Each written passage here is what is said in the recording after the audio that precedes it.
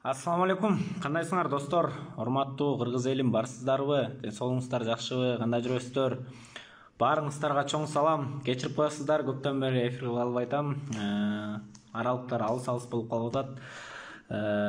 Аз болсо да саз болсун деп мен сиздерге атайын факт менен сүйлөп берейин деп бул жака факттарды чогултуп атайын сиздерге көрсөтүп берейин деп бул жака чыгып отурам достор. Эфирди бөлүшүп койгула. Туган урукка, тааныш билиштерге, досторго бөлүшүп койгула. Азыр көбүрөөк адам кирсе сүйлөшөбүз. Жана бул эфирди бүгүн эртең көрүп аткандар башынан аягына чейин көрүңүздөр, анткени түшүнбөй калышыңыздар мүмкүн. Анан акыл үйрөтпө, андай мындай деп жазгандан мурун биринчи окуп көрүп, анан мага комментарий жазыңыздар тугандар. Азыр бул прямой эфирди бөлүшүп койгула тугандар, бут жакка бөлүшүп коюңуздар. Сураныч азыр биздин сүйлөшчү маселелер көп. Буюрса сүйлөшөбүз баарын. Саламатсыңарбы? Жаңы кирип аткандар, кандайсыңар? Баарыңыздарга чоң салам. Тугандар, эфирди бөлүшөбүз. Бөлүшүп коюңуздар. Группаларга аркы жакка айдасаңыздар, азыр көбүрөөк адам кирсе, мындайча айтканда бул информацияларды көбүрөөк адамдар укканы жакшы болот деп ойлойм. Тугандар, бүгүнкү биздин сүйлөшчү темабыз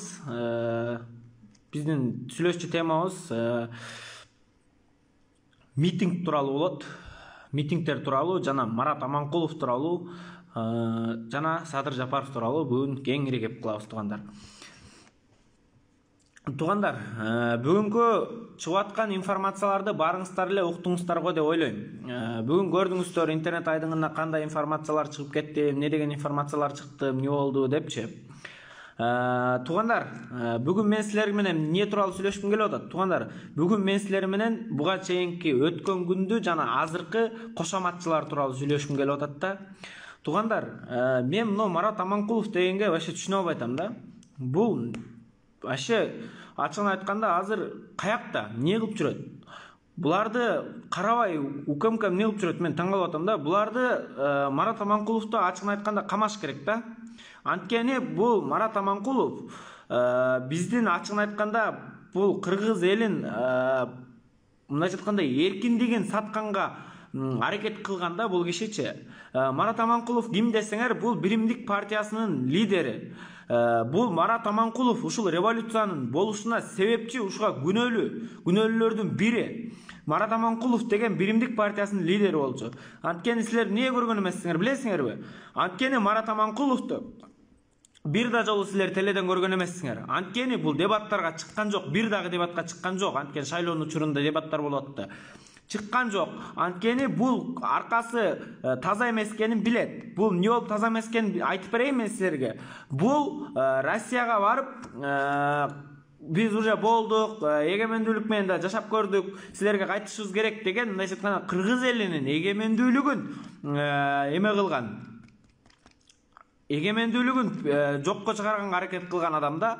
Андан кийин бул Биримдик партиясынын лидери бул админ ресурсту колдонуп, форма 2-ни колдонуп, ушулар шайлоонун таза өтпөшүнө мындайча айтканда себепчи болгондордун бири ушул. Даана ушул Марат Аманкулов болду эсептелет.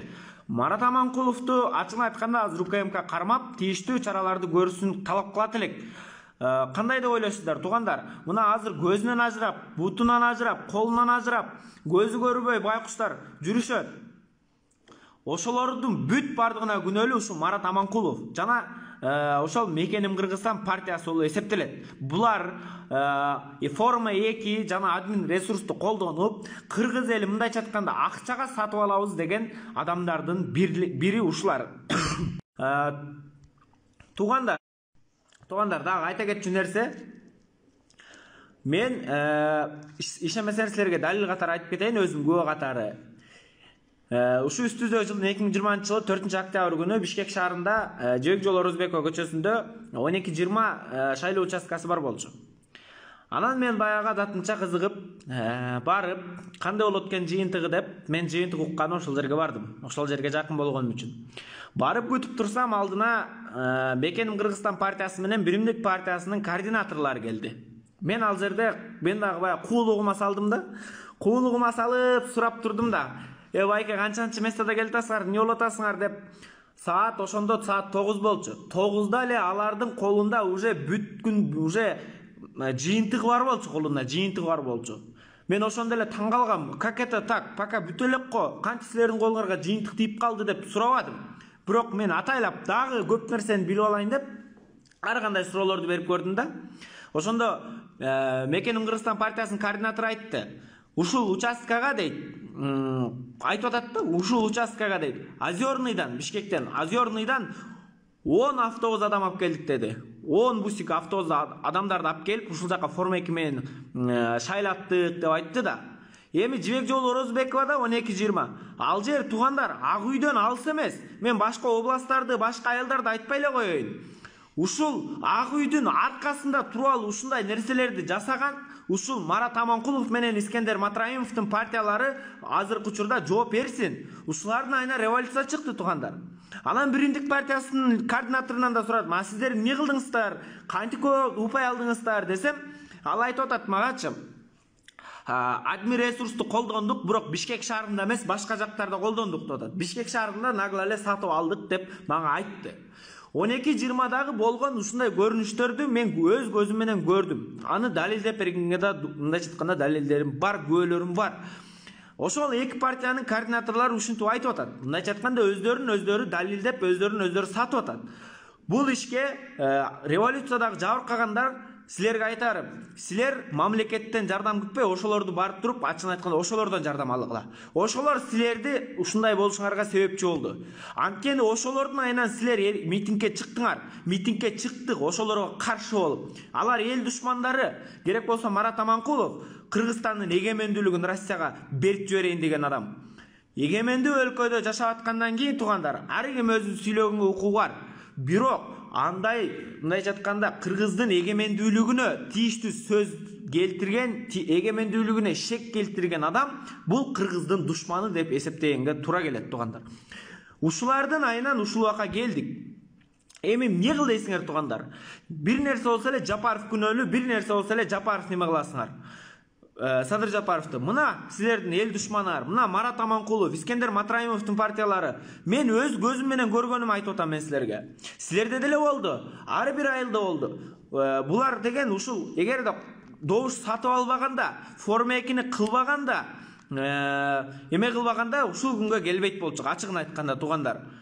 Ушул күнгө келишибиздин себеби дагы ушулардын бирден бир себеби ушулар болуп атат туугандар.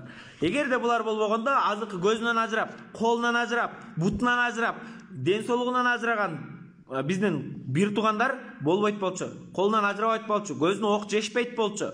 Эгерде шайлоону таза өткөргөндө, именно ушулар кайра көрөсүңөр, парламенттик шайлоодо кайра шайлоого барышат.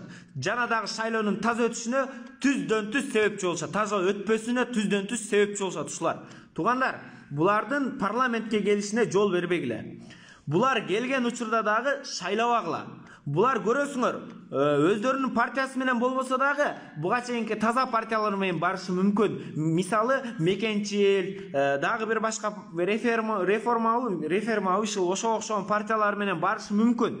Туугандар, сөзсүз карап чыккыла списагын, карап туруп анан шайлагыла. Дагы кайра революцияны Кыргызстан көтөрө албайт уже 4-революцияны. Токтотуш керек да туугандар, токтотуш керек. Ушулардын айынан митингге чыгып кайра. Ошол айтарымда ушулар азыр кайда? Азыр эмне кылып жүрүшөт?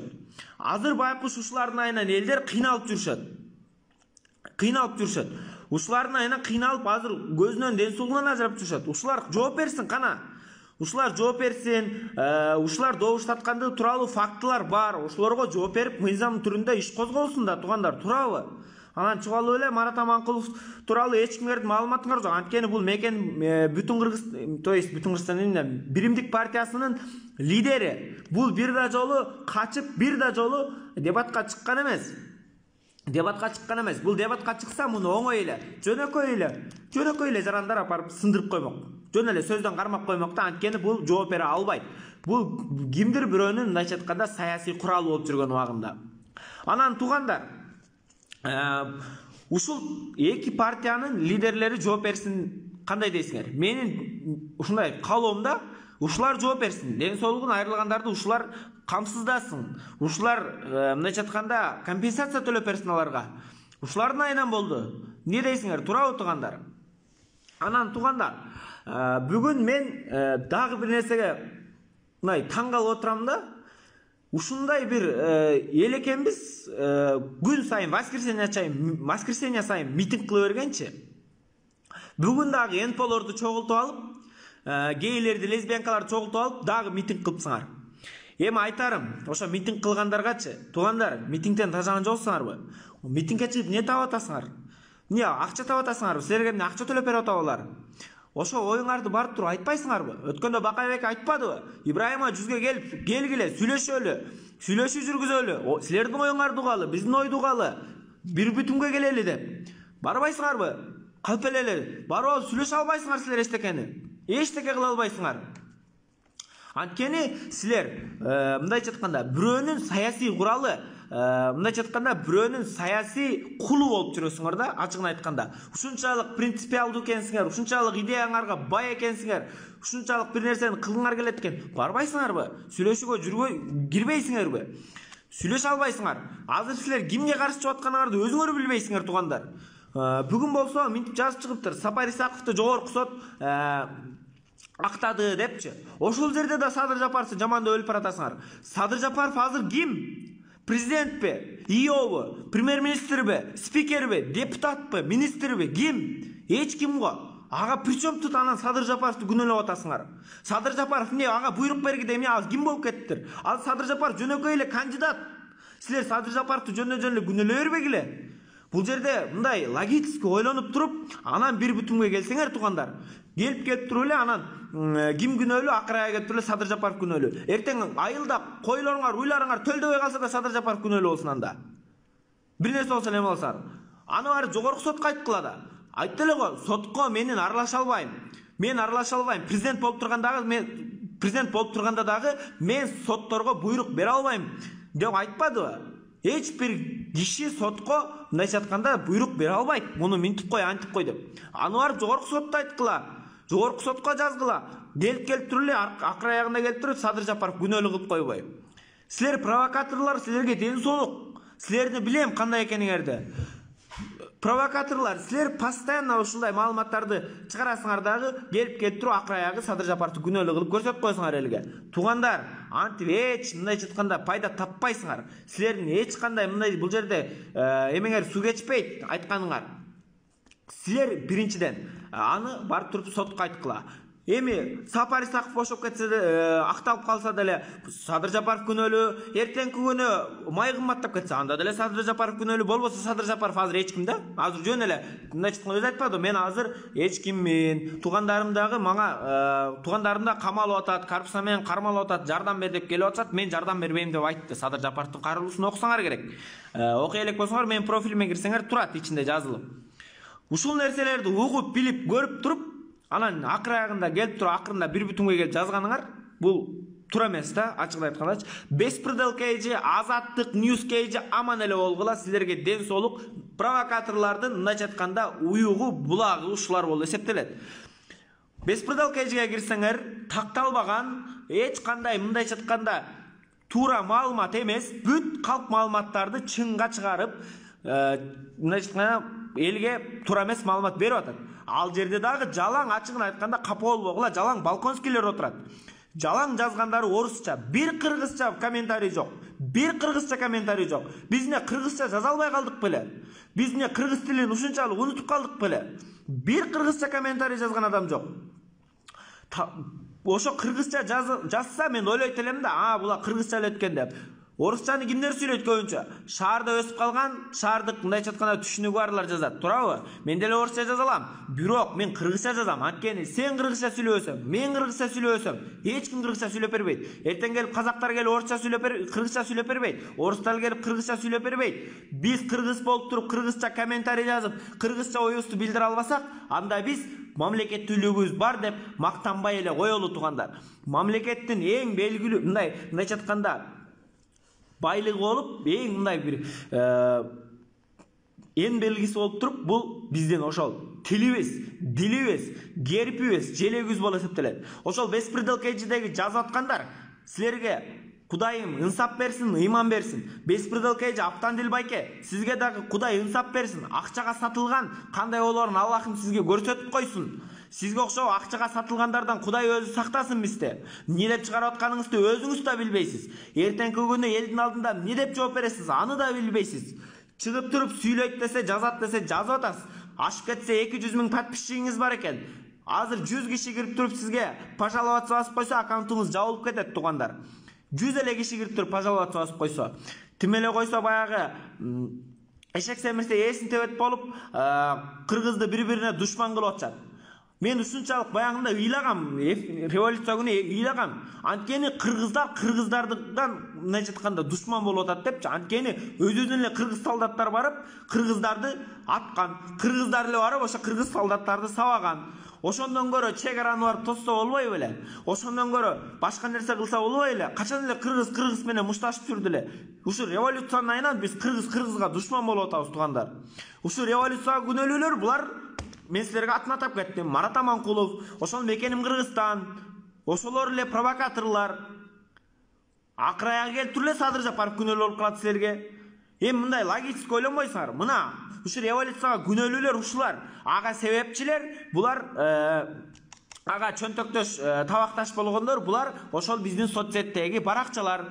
Кимдер десеңер, бул ошол эле Азаттык, ошол эле Беспредел KG, ошол эле News KG, аралаш маалымат, толтура ушуга окшогон сайттар туура эмес маалыматтарды берип атат. Кактус, Апрель, ушулар толтура. Ушуга окшогон сайттарды ачык айтканда жабылышын талап кылат элем. Мен кийин буюрса колуман келип калса, ушундай бир сунушумду угуп калышса, мен ушундай бир сунуш киргизет элем жогорку кеңешке. То что такталбаган маалымат чыгаргандыгы үчүн, провокациялык маалымат чыгаргандыгы үчүн 100 000 сомдон 1 миллионго чейин мамлекеттик бюджетке мындай жатканда компенсация төлөнсүн деген ушундай бир сунуш киргизет элем. Буга окшогондорун бир нерсе десең эле сөз эркиндиги дейт. Бир нерсе десең эле сөз эркиндигин асылып жатып калышат. Туган, сөз эркиндиги болгондо сен провокация кылып атпайсыңбы? Сөз эркиндиги болгондо силер элдин маанайын бузуп, элди мындай жатканда кыжырын келтирип атпайсыңарбы? Силер неге, кимге иштейсиңер? Силер эл үчүн иштешиңер керек. Элдин маанайы менен иштешиңер керек. Кимдир бирөөнүн саясий кулу, саясий куралы болбостон, акчанын кулу болбостон силер эл үчүн иштешиңер керек. Эгер силерди эл карабай койсо, значит силердин подписчиңер болобу, башкаңар болобу, лайкыңар болобу, эч кимиңер эч жакка жарабайсыңар тугандар. Ушуга окшогон сайттарды укпагыла тугандар. Именно ушул мен айтып кеткен сайттарды укпагыла. Ушулар бизди азыркы учурда туңгуюкка жетелеп баратат. Бир нерсе болсо эле, сразу келип туруп эле ошол Садыр Жапаровго күнөө артып коесуңар. Мага мо комментарийге жазып койгулачы. Садыр Жапаров причем тут? Бүгүн Сапар Исаковдун акталышына кандай тиешеси бар Садыр Жапаровдун? Мага түшүндүрүп бергилечи. Жазыпсыңар, Садыр Жапаров күнөөлүү, Садырские уже начинали туда-сюда, начинается шоу, цирк, мыр. Тугандар, нерсени айтарды ойлонуп жазгылачы, ойгонуп туруп жазгылачы, логистика ойлонуп жазгылачы, жөн эле чыгып алып жазат десе жаза бербей. Урматтуу киргиздер, орусча жазгандар, кыргызча жаза албагандар, кыргызча түшүнөм бирок сүйлөй албайм дегендер, силердей болуп мен деле итим ошо кыргызча түшүнөт бирок сүйлөй албайт да байкуштар. Эми ачыгын айтканда, орусча жазасыңбы, кыргызча жазасыңбы, оюңду туура жаз, туп-туура жаз, оюңду түз жаз. Бирөөнү провокационный маалымат кылып жазба, бирөөнү мындай жатканда каралап жазба. Эртеңки күнү сенин башыңа да келет ушул нерселер. Ойлонуп туруп жазыш керек, ойноп сүйлөсөңөр дагы. Мындай жатканда силердин аяңардан элдин маанайы бузулуп атат. Элдин талабы жогорулуп, башкача болуп кетип атат. Азыр элдин талабы бир гана Садыр Жапаров келип атат, туурабы? Же Садыр Жапаровдон башка да көрүп аткан президенттиңер барбы? Же Арстан Алайды колдойсуңарбы? Мен Кудаймын деген. Же немени колдойсуңарбы? Канат Исаевди колдойсуңарбы? же ким Адакан Кимсамаевди колдойсуңарбы? Жок, силер билем, баарыңар эле Садырды колдойсуңар. Садыр Жапаровду колдойсуңар. Анткени Садыр Жапаровдон башка татыктуу мындай кандидат жок го деп ойлойм. Азыр мунумду дагы силер неме деп чыгарышыңар мүмкүн. Провокационный, агитационный маалымат туда-сюда, аркы-берки. Туугандар, бул агитационный маалымат эмес. Бул жөн гана силерге аналитиканы, болгон гана элдин көз карашын силерге айтып атам, ачыгын айтканда. Мен силерге башка эчтеке айткан жерим жок. Ушундай туугандар. Ушуга окшогон адамдардан аман абайлагыла, мындайча айтканда, буга окшогон партиялар менен келсе, же бир нерсе болсо, шайлабагыла. Булар кайра дагы Кыргызстанда революция кылат. Булардын көпчүлүгү батыштан акча алышып, батыштын сөзүн сүйлөп, бизге мындайча айтканда туура эмес идеологияны, туура эмес мындайча айтканда маалыматтарды жеткирип, элди бөлүп жарып атышат. Туугандар, туура түшүнгүлө. Ушуга окшогондордон абайлагыла. Мына Марат Аманкулов, Искендер Матраимов толтура туугандар, толтура. Эл бузам деген, жер бузам дегендер көп. Элди сатам, жерди сатам дегендер көп. Мен бүгүнкү эфиримде эмнени айткым келди? Просто ушуга окшогон провокациялардан, провокаторлордон абайлаңыздар, ишенбеңиздер деп гана айткым келди туугандар. Ушул менин тилегим. Башка эчтеке деп айткым келген жок. Ошол туугандар, сүйлөшөбүз дагы. Буюрса эфирлерге чыгып турам туугандар. Сүйлөшүп турабыз. Буюрса дагы мына 15-ден кийин такай маалымат чыгарып берип турам. Анткени 15-не чейин эле бир нерсе сүйлөсөң эле агитационный маалымат туда-сюда деп ар нерсени айтып, мындайча айтканда жумуртканан кырдып атасыңар. Мына силер менен 15-ден кийин мындай ачыкча сүйлөшөм да, ачыкча сүйлөшөбүз. Мен бүт документтерди чогултуп койгом, видео обращенияларын, видеолорун, эмне кылганын, каяка эмне кылып документ сатканын, каяка кол койгондорун бүт бардыгын чогултуп койгом. Буюрса 15-ден кийин мен силерге көрсөтүп берем. Провокаторлар буюрса мен силерге дагы эсебин берем, санын берем, атын айтап берем, бүт барын көрөсүңөр туугандар. Чоң рахмат, сак саламатта калгыла, ден соолукта болгула туугандар.